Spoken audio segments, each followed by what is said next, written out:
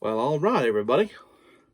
Grab your favorite winter scarf and your favorite winter coat, because we're going to Canada, alongside Lucky Luke to chase down those dastardly Daltons in Book 15, The Daltons and the Blizzard.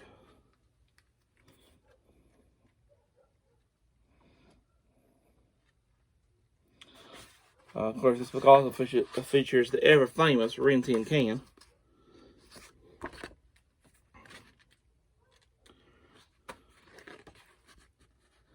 To give you a brief synopsis of the story,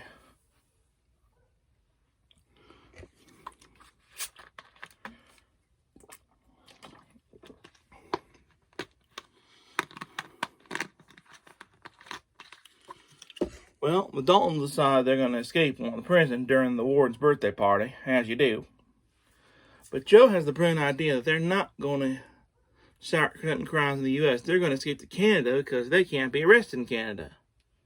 Of course, since they later on go back to committing their crimes in Canada, technically they can. So, of course, the warden gets the message out to Lucky Luke, who goes out to capture them. And we go through the trials and tribulations of both Lucky Luke and the Daltons. They have to go.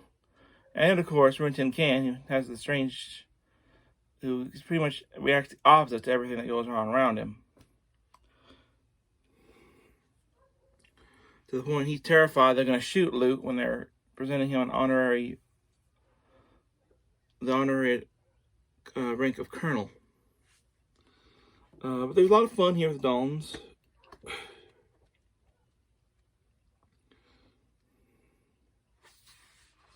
Especially when they join the lumberjack camp to hide out.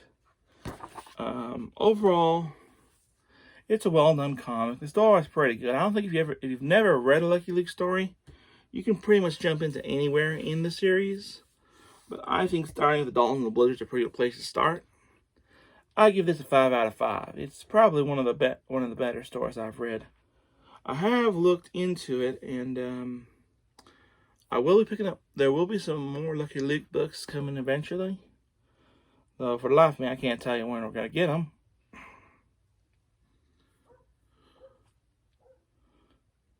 But hopefully there will be some more Lucky Luke reviews in the future.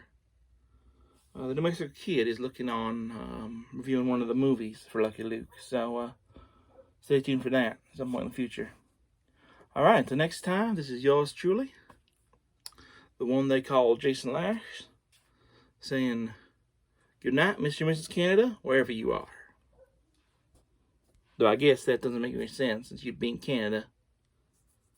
Well, happy trails.